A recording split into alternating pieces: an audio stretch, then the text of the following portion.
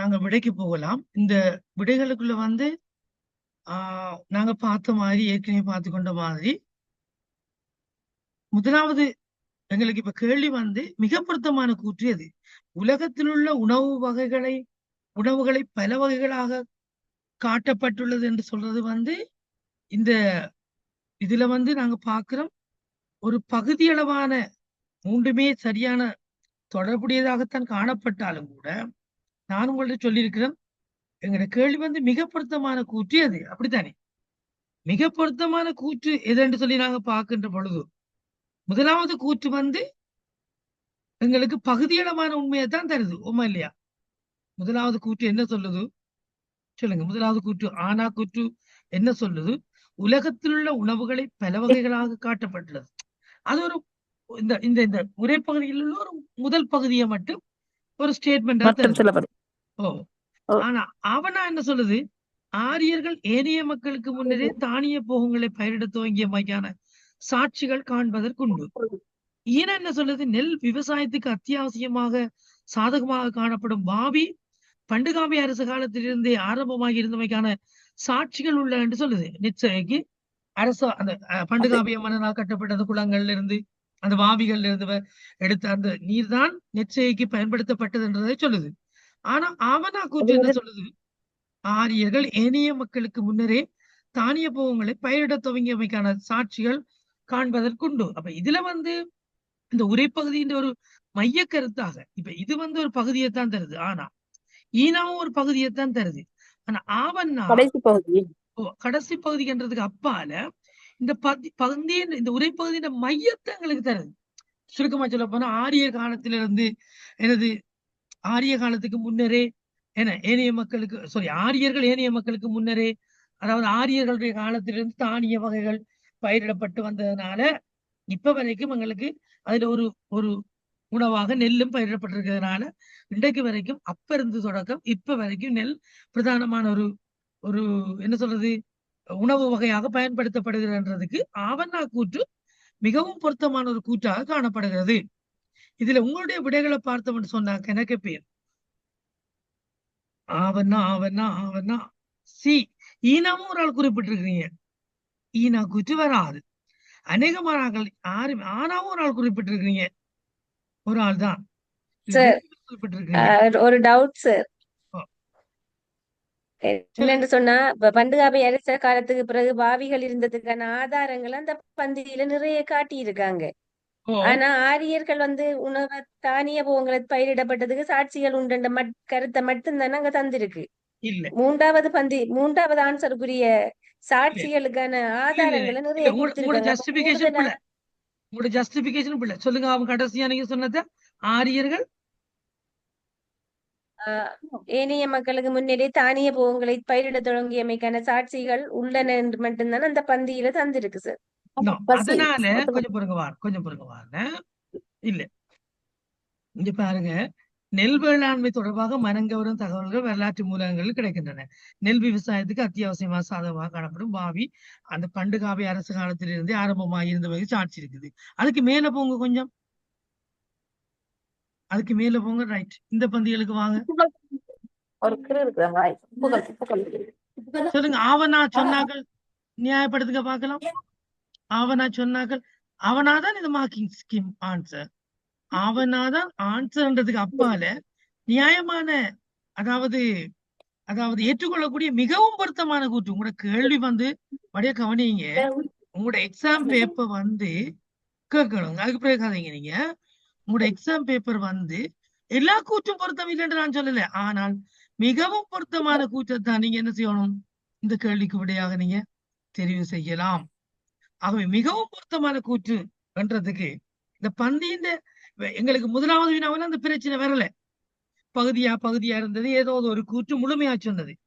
ஆனா இரண்டாவதுகளிலேயும் அந்த பிரச்சனை எங்களுக்கு இருக்கல. பகுதியா சொல்லி அந்த பிரதான முழுமையான விஷயத்தை உள்ளடக்கிய ஒரு கூற்று இருந்தது. மூன்றாவதுல அப்படி இல்லை, மூன்றுமே பகுதியாக இருக்கும், மூன்றுமே பகுதியாகத்தான் இருக்குது. ஆனா இந்த பந்திக்குரிய மைய கருத்தை உயிரோட்டத்தை கொடுக்கிறது எது? ஆரியர்களுடைய பயிற்சியை. விளங்குதான் நான் சொல்றது பிரியா? ஆவண்ணா. ஆவண்ணா தான் ஆம் சார். தெரியுது. ரைட்? மூன்றுமே பகுதியான விடையத்தான் உங்களுக்கு தெரியும். ஆனாலும் ஆவண்ணாவினுடைய விட வந்து நம்ம தரப்பட்ட 3 விடைக்குள்ளே மிக பொருத்தமானது ஆவண்ணா. அப்படித்தானே சார்? நம்ம ஆர்கியூ பண்றதுக்கு எப்படி ஆர்கியூ பண்ணணும் தங்கச்சி? நான் நேற்று சொன்னதான் மிகவும் பொருத்தமான தரப்பட்ட கூற்றுக்குள்ள மிகவும் பொருத்தமான கூற்று. எல்லாமே இதுல பொருத்தமான கூற்று தான். நான் அதை ஏற்றுக்கொள்ளாம இல்லை. ஆனா மிக பொருத்தமானது ரெண்டு பார்க்கக்குள்ள 2 விதமா பார்க்கலாம். ஒன்று முழு கருத்தையும் உள்ளடக்கி இருக்கும். நேற்று நாங்க எப்படி பார்த்தனாங்க சொல்லுங்க பார்க்கலாம். நேற்று கடைசி கிளாஸ்ல முழு கருத்தையும் உள்ளடக்கி இருக்கிற கூற்று மிக பொருத்தமான கூற்று பார்க்கலாம். இப்ப இன்னும் ஒரு நுட்பத்தை நீங்க பிடிச்சு கொள்ளணும் எல்லாரும். 3 கூற்றுமே பகுதியாக இருந்தாலும் கூட அந்த அந்த அந்த உரைப்பகுதியின் மைய கருத்தை ஏதோ ஒரு கூற்று சொல்றதாக இருக்கும் பிள்ளைகள். நான் சொல்றது அந்த கூற்று பகுதியாக இருந்தாலும் மைய கருத்தாக அது வெளிப்படும் திருத்துறாங்களுக்கு அப்ப அல்லது வாசகர்களுக்கு. ஆகவே அந்த கூற்று எதென்று பார்க்கும் பொழுது அவனா கூற்று தான் மிகவும் பொருத்தமான. நீங்க ஆட்டோ கேட்டாலும் சரியா சரிதானே அடிச்சு சொல்றாரு. ஓகே, இந்த கேள்வி விளங்கிட்டதோ? இப்ப நான் அதுக்காகத்தான் பிள்ளைகள் உங்களுக்கு இன்றைக்கு ஒரு பிராக்டிஸ் தந்தனான். என்ன பிராக்டிஸ் தந்தனான்? மையக்கருத்து அதாவது சுருக்கி ஒற்றை வாக்கியத்தில் எழுதுங்க என்று சொல்லி உங்களை நான் கஷ்டப்படுத்தினது காரணமே என்னது? 3 கூற்றும் பகுதியா இருக்குது. பகுதியா இருந்தாலும் மையக்கருத்து என்று ஒன்றுக்கு நீங்க வர போறீங்க. மையக்கருத்து என்று வரையக்குள்ள பாருங்க, இதுல இருக்குது. இங்க பாருங்க, இதுல இருக்குது. இதுல வந்து உணவு வகைகள் அதுல அடங்கியுள்ள போஷாக்கு அப்படி இப்படிலாம் பாதுகாக்கின்ற முறைகள் சமைக்கின்ற முறைகள் சொன்னாலும் ஆரியர்கள் தானியத்தை முதலில் பயிரிட்டமையும் அரிசி அக்காலத்திலிருந்தே விளங்குது. நான் சொல்றது அரிசி அக்காலத்திலிருந்தே இலங்கையின் பிரதான உணவாக பயன்படுத்தப்பட்டமையின் தான் மைய கருத்து உயிர் நாடி கருத்து. விளங்குதோ? என்ன சத்தம் இல்லை. Right, okay okay okay. அப்ப நான் நல்லா விளங்கி நினைக்கிறேன். இன்றையோட இந்த பேப்பரை நாங்கள் இன்றைக்கு இன்னும் கொஞ்சம் கொஞ்சம் கொஞ்சம் கேள்வியில பார்ப்போம். சார்ல்ஸ் ஏதாவது கேள்வி இருக்கா? டவுட்ஸ் இருக்குதா? நான் சார்ல்ஸ் மட்டும் கேட்க வேண்டாம், மற்றாக்களும் சொல்லுங்க. உங்களுக்கு ஏதாவது டவுட்ஸ் இருக்குதா? Emmanuel, Charles, Safeer? இல்ல சார் ஓகே சார். ரிஷ்ணா வணங்கிட்டு சார். பிரியா இப்போ ஓகேயா? சதீஸ்வரன் எங்க இருந்து? சதீஸ்வரன் எங்க இருந்து? சதீஸ்வரன் எங்க இருந்து? ஒன்று விளங்கிக் கொள்ளுங்க எல்லாரும். இதை நான் ஒரு தொழில் வியாபாரமாக இதை செய்ய வரல. அப்படி நான் செய்ய நினைச்சா உழைக்க 100க்கும் மேற்பட்டார்கள் இதில் இணைவாங்க எனக்கு. ஆனால் நான் யாருக்குமே இதை சிம்பிளாக சொல்லிட்டு விட்டுட்டு விருப்பமானவர்கள் ஆர்வத்தோடு இருக்கிறார்கள், அறிந்தவர்கள் முந்திக் கொண்டவர்கள் இதில் இணைஞ்சிருக்கிறீங்க. ஆகவே நீங்க ஒழுங்காக இணையணும், நேரத்துக்கு இணைய வேணும். சில டைம்ல நெட்வொர்க் இஷ்யூஸ் இருந்தா பரவாயில்ல, ஏற்றுக்கொள்ளலாம். ஆனா தொடர்ச்சியா கிளாஸுக்கு வரணும். நான் மற்ற தரமான வளவாளர்களை இதுல நினைக்கிறதா இருந்தா நீங்க சரியான நேரத்துக்கு பே பண்ணிடணும் அவங்களுக்கு. நான் இப்ப ஆரம்பத்துல கொண்டு போறேன் என்னன்னு கேட்டால் உங்களுடைய ரெகுலாரிட்டி, ஒழுக்கம் இதுவெல்லாம் பார்த்துதான் நான் கண்டினியூ பண்ணுவேன். மற்றாக்களை சேர்த்து எடுப்பேன். இல்லாட்டி நான் 2 பேர் வந்தாலும் பிரச்சனை, நான் படிப்பேன். எனக்கு காசு முக்கியம் இல்லை. என்னால யாராவது பாஸ் பண்ணிட்டு போனா ஓகே, சரிதானே? ஆகவே இதுல மாறாக்கள் நீங்க உங்களோட ரெகுலாரிட்டியை காட்டினா மட்டும்தான் தொடர்ந்து அடுத்த பேப்பருக்கு போறோம். நாங்க இப்ப அடுத்த பேப்பருக்கு தொடர்ந்து நாங்க போறோம், சரிதானே? அடுத்த ஆன்லைன் கிளாஸ் வந்து கேஸ் ஸ்டடி தொடங்க போறோம். ரைட். ஆகவே உங்களுக்கு தெரிந்தவர்கள் அல்லது விருப்பமானவர்கள் அல்லது ஆக்கள் சேர்ந்தா போட்டித்தன்மை கூட நினைக்க விடாம நீங்க கூப்பிடாட்டி அவங்க பரீட்சை எழுததான் போறாங்க படிச்சு, சரிதானே? ஆகவே தெரிந்தவர்களை இணைத்துக் கொள்ளுங்க. தேங்க்யூ. இப்ப நாங்க இது சார்பாக இன்னும் கொஞ்சம் 2-3 கேள்விகள் செய்வோமா? விட்டுற மட்டும். சார் நான் போன கிளாஸ் இதுல ஜாயின் பண்ணல, எனக்கு கவரேஜ் இஷ்யூ இருந்தது, அதான் கொஞ்சம் அது கிளியர் இல்லாம இருந்தது. இஷ்யூ இல்லையா? சரி சரி, ஓகே, தேங்க்யூ. அப்ப ஒரு 5 minutes எனக்கு ஒரு தாங்க. ரைட், சின்ன ஒரு பிரேக் கொண்டுடுங்க எல்லாரும். எடுத்துட்டு 5 மினிட்ஸ் வந்து லீவ் ஆக வேண்டாம். அதுல இருந்து கொண்டு நாங்கள் இப்ப திரும்பவும் தொடருவோம். 8:30 மட்டும் தொடருவோமா? 8:45 வரைக்கும் போகலாம். பிரச்சனை இல்லை. சரி. சரி.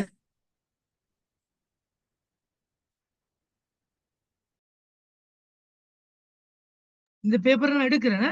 இருக்குதானே எல்லா டைம் குரூப்ல இருக்காங்க, எடுத்துக்கொள்ளுங்க. சரி.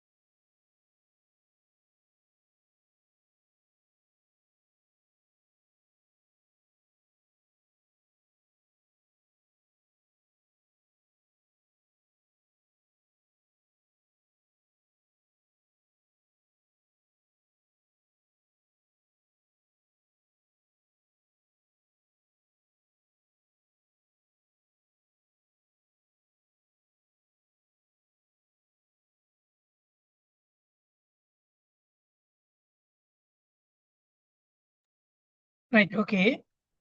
எல்லாரும் இருக்கிறீங்க லைன்ல? ஹலோ ஹலோ, எல்லாரும் லைன்ல இருக்கிறீங்க? ஆம் சார். Okay right. நாங்க இப்ப ஸ்டார்ட் பண்ணுவோம். Will start again. இப்போ இதுல வந்து தச்சல கட் ஆயிடுச்சுன்னா திரும்பவும் நீங்க எடுக்கணுமா? சரியா? ஹலோ.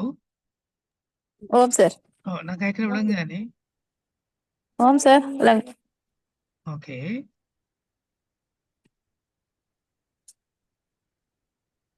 சரி, இப்ப நாங்கள் முதலாவதுக்கு அந்த அடுத்த வினாவுக்கு போக போறோம். அது மாதிரி சரியானே? ரைட். அடுத்தது இது வந்து எத்தனையாவது பிராக்டிஸ் இனி? 4வது என்ன? 4வது. வாயிச்சு போங்க எல்லாரும், சத்தமா வாசிங்க. பூமியில் உள்ள உயிர்கள் அனைத்திற்கும் நீர் அத்தியாவசியமானது. ஓகேயா? மனித உடலில் சுமார் 60% முதல் இல்லையா 70% வரை நீர் உள்ளது. இது உடலின் வெப்பநிலையை சீராக பராமரிக்க உதவுகிறது. அத்துடன் சத்துக்களை செல்கள் மற்றும் திசுக்களுக்கு கொண்டு செல்வதிலும் கழிவுகளை வெளியேற்றுவதிலும் முக்கிய பங்கு வகிக்கிறது. ஒரு மனிதன் உணவின்றி பல வாரங்கள் வாழ முடியும், ஆனால் நீரின்றி சில நாட்களே வாழ முடியும். பண்டைய நாகரிகங்கள் அனைத்தும் நதி மற்றும் நீர் ஆதாரங்களை சுற்றியே உருவாகின, ஏனெனில் விவசாயத்திற்கும் அன்றாட தேவைகளுக்கும் நீர் இன்றி அமையாதது. வரலாற்றை பார்க்கும்போது நீர்ப்பாசன முறைகளை மேம்படுத்திய சமூகங்கள் பொருளாதார ரீதியாகவும் பலமாக இருந்தன.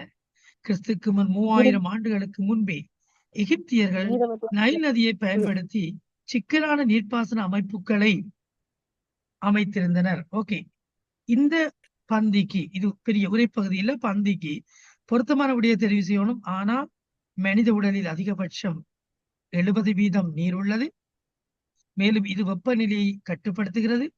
உணவின்றி பல வாரங்கள் வாழலாம், ஆனால் நீரின்றி சில நாட்களே வாழ முடியும். நீர் அனைத்து உயிர்களுக்கும் அத்தியாவசியமானது. மேலும் பண்டைய நாகரிகங்களின் வளர்ச்சிக்கு இதுவே அடிப்படையாக இருந்தது. ஓகே, இந்த கேள்வியை பாப்போமா? செய்வீங்களா? ரைட். ஓகே, நான் டிஸ்ப்ளே பண்றேன். ஓகே, டிஸ்ப்ளே பண்றேன்னா செய்யுங்க. தெரியுதா நீல இருக்கு? ஓகே, இன்னும் பெருசாக்கணுமா? இல்ல சார்.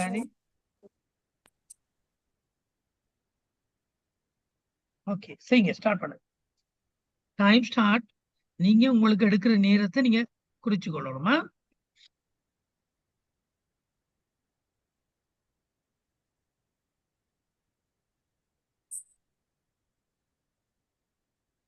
ஸ்கிரீன் மாறி இருக்கா? இல்ல தானே? இல்ல சார். ஓகே. இல்ல. Okay okay.